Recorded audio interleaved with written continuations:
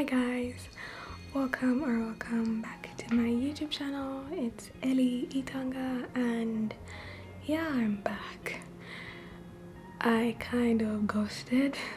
I apologize. I had exams to do, and also sorry but not sorry, but I didn't really feel like filming, and it's more important to like make stuff that I feel will actually add value to your lives other than just chugging out like random content. But yeah, I noticed that you guys were really interested in the first video that I made on how to move to Milan. Yeah, and I decided to start a series giving you guys info, and maybe I'll try to answer like some of the questions that you guys had. Not sure if I'll get through all of them, but I hope so. So anyway, this video is about choosing a university, the pre-enrollment process. If you see me looking down, it's because I'm looking at my book. Also, like I said, I live next to a train line, so there's always noise, so forgive me, but yeah. And the last thing this video is about is the IMAT. Yeah, so that's choosing a university, pre-enrollment, and the IMAT. So choosing a university, about that, it really depends on you, on like the kind of school, the kind of medical school you want to go to. You ideally should look for one that fits your style, but as far as I know, schools in Milan, the medical schools at least, are kind of similar. They follow a similar syllabus, but the teaching styles vary from school to school. Like for example, in my school, because it's private, we have lots of interaction with the professors. I'm not sure if that's the same thing in public schools, because I don't know anyone in the public schools. But yeah, if you guys are interested in that, I can do some research and go ask a couple of people.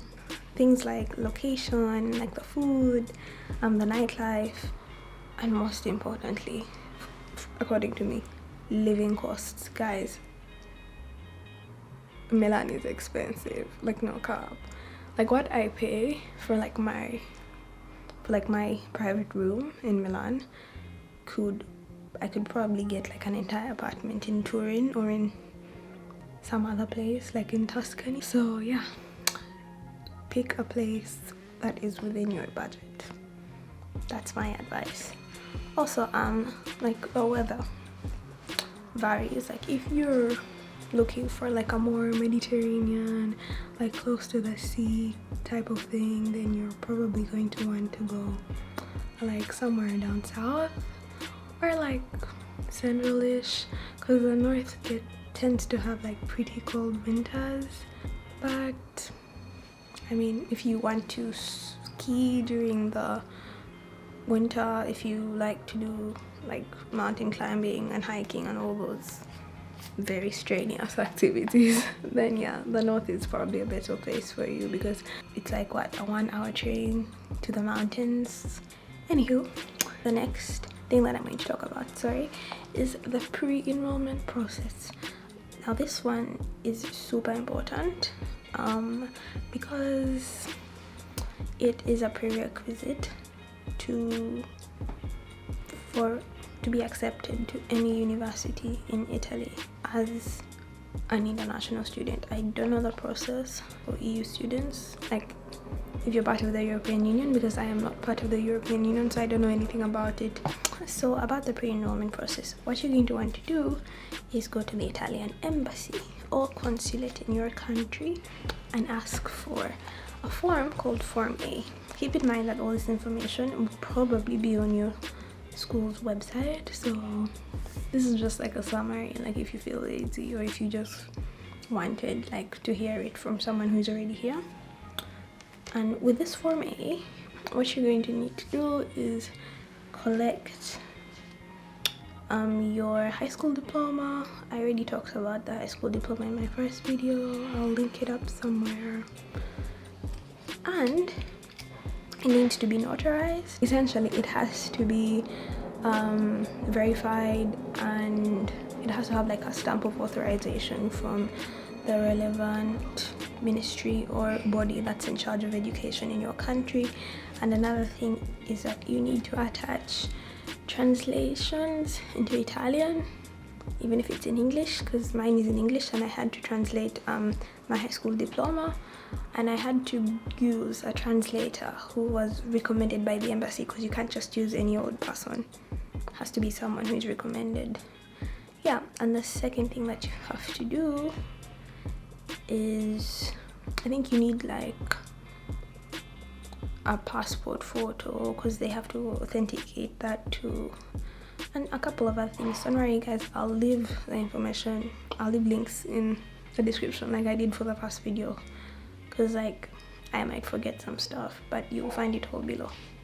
So yeah, and the information I got from my embassy in Uganda is that you can only pre-enroll to one university and it can't be changed. But when I was enrolled, but I enrolled to two. I enrolled the University of Turin and Humanitas University in Milan. And when I asked our student office at Humanitas, they said that basically you can just change it, but I'm not sure. Please ask your university. They should have an international student office on call, and your consulate, because they will have more relevant information than me, because like I don't work there. Yeah, so after you've given all these things, it's usually a deadline. It's usually around July or May, but it really depends from year to year, so please check with your embassy to know when the exact date is. Yeah, and so after this, they're going to give you a document called the Dichiarazione di Valore, something like that. Sorry, I don't know Italian yet, but in English it's called the Declaration of Value. And this document is what you're going to use to get your permesso di soggiorno when you get here. It's like your identity card, so your resident card essentially, and they're going to need you to present this document. So please take care of it, because it is very important. Your university might actually ask for it too. Yeah, and some schools, particularly the medical schools, so far I think I only know University of Turin, which requires you to pre-enroll on their website. You send them your high school diploma and a couple of other things, and they tell you whether you're eligible for their program or not. But as far as I know, most universities don't require that, but I think a few public ones do, like the one I've mentioned, and also the private ones. I think I'm sure about the private ones, they do require that as far as I know, but again, check. Yeah, don't miss the deadlines. And the last thing I'm going to talk about is the IMAT, which is the most important topic in my opinion for today, because it is International Medical Admissions Test, not Italian. This test is in English. As far as I know, it is 100 minutes for 60 multiple choice questions, and they require you to have at least a B2 level of English. Some universities will actually require you to prove that you have a B2 level of English in order to get enrolled after you've passed the test, but not all universities require it. For example, I come from a country where English is the official language, so I did not have to do this. But if you come from like a country where perhaps Spanish is the official language, then you might have to do this, but I'm not 100% sure. So this test is usually held in multiple centers around the world. So far I know that there is maybe 1 or 2 in Africa, I think 1 or 2 in South America. But yeah, there's a high chance that if you come from Asia, Africa and South America, even the US, they might have I think only 2 test centers, but they change every year, so you might not have to fly out very far. But I personally flew from Uganda to Dubai. I was fortunate enough to be able to afford it. I didn't actually pay for it, let me not lie, my parents did, and I'm grateful. But yeah, you have to keep that cost in mind. because on paper this test is just 130 euros, but you have to consider the fact that you're probably going to have to get to the test center. You're going to need accommodation to stay while you're doing the test if you don't live in the city where the test is being taken, and you're also going to need like food and stuff. So yeah, keep that in mind. So the test has like, just peep quickly, like 2 sections. The first one is a logical reasoning section, general knowledge section, 3, and the third one is the scientific knowledge. Scientific knowledge is they're testing you on biology, chemistry, and physics and math. The biggest section is biology because we are medical students, so physics is not nearly as relevant as biology. And the logical questions, they're sort of like the questions you'd see like in the MCAT or in the SATs, I suppose. I'm not sure because I haven't done the SATs, but I have looked at the MCAT. So, and other aptitude tests that universities usually require, the logical reasoning is usually very similar. So for this test, you are awarded 1.5 points for every correct answer, and you are penalized. This is very important. You're penalized 0.4 points for every wrong answer, and if you do not answer a question, you're neither penalized nor rewarded, so you get 0 points. So this is very important because you're going to want to avoid picky. In Uganda we call it picky ponky. Like, don't guess.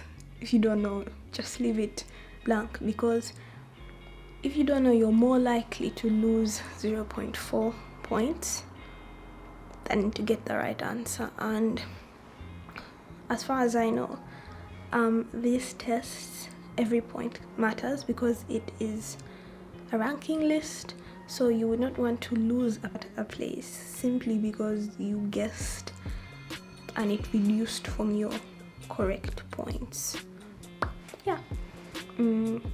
So that's a very important thing to note, because the IMAT test is only for public schools, but I do know that the registration is in July and the actual test it is somewhere in September. So you're probably going to want to prepare for this test for starting from like January, because it's very competitive, really competitive. So you're really going to want to, in fact, when you know that you want to take the test this year, you should start prepping in like January, because there's a lot to cover. Actually, I do know that some people take this test after they have done like an undergraduate course or something like that, and yeah, it usually requires a lot of refreshing because you have to. I reread my entire biology syllabus, browsed through the chemistry because there's not a lot of questions, and I had to practice some math. And someone asked, I'll put the question somewhere here, someone asked what resources I used to study. Well, personally, I used a book called The Ultimate IMAT Guide.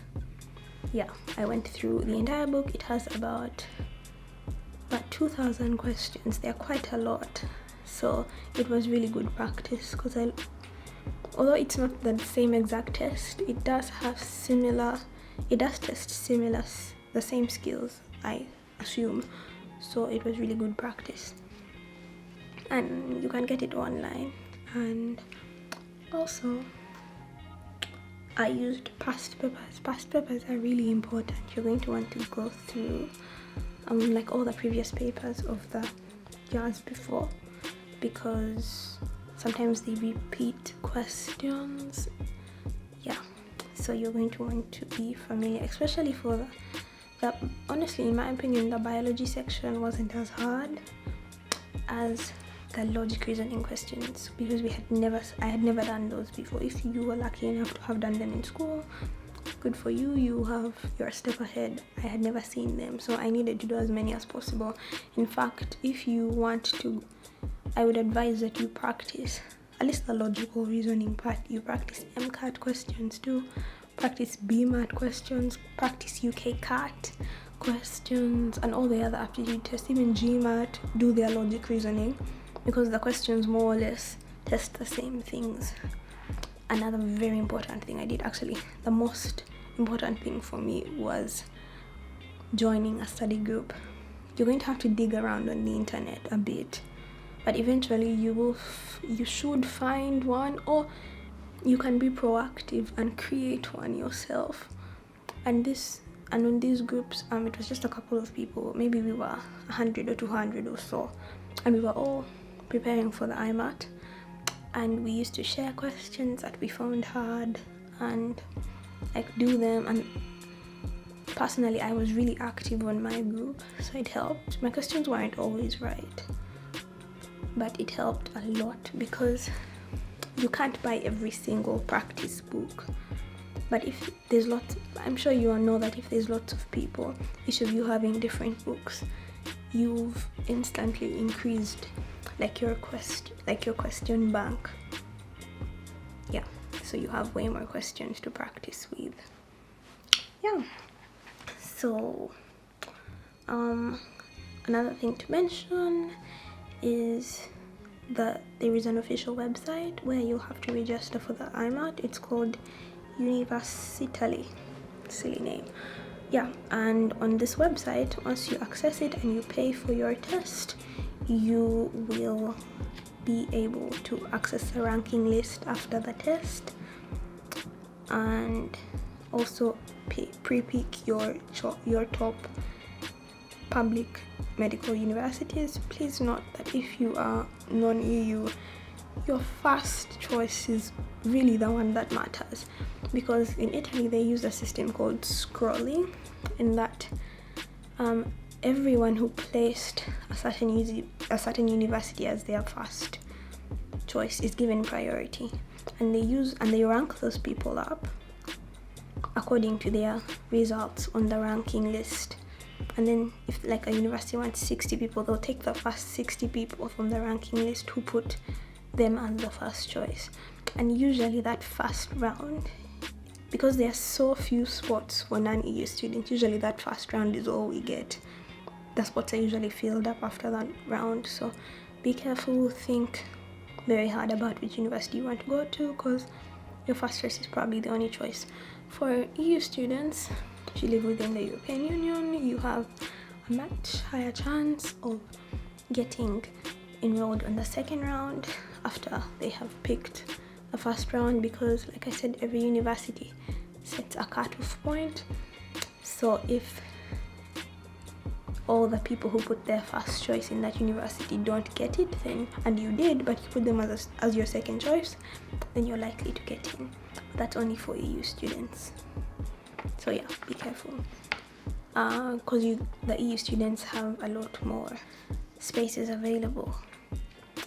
Yes, and also one last thing, please be informed that the IMAT test is only for the public schools, so if you want to join a private medical school in Italy, you're probably going to have to do a completely different test on a completely different test day in a completely different test area. So keep that in mind. All the logistics that is concerned, you're probably going to have to pay for another test, book a flight there. If you live in like Uganda like me, or in Africa, you're going to have to fly out there twice, and the test dates are probably not going to be on the same near next to each other. You like for example, my university's test date either this year or last year was in March, while the IMAT test date was somewhere in September. So if someone wanted to apply to both public universities and my university, they had to fly out twice. Oh well, if Corona hadn't happened, they would have had to fly out twice. I think this year they did them online, so that saved people a bit of trouble. That's, I think, all I have for today. Thank you for watching to the end of the video. I hope you found this interesting. I know it's pretty long, but yeah, if I do remember anything else, I will be sure to put it in the description below, or to put it in the comment section on a pinned comment. And just want to thank you guys again for all the support. Yeah, I have 29 subscribers. I'm so excited. It's really nice because I feel like I have a little family. But yeah, mostly it's just really cool to be able to give people information that I didn't have or that I didn't access as easily when I was here. And if you guys would like me to make any other videos, like show you around Milan, or like what I do in a day, or like what we study, please drop a comment down in the comment section below. And yeah, subscribe, like if the video was important or interesting. Yeah, bye.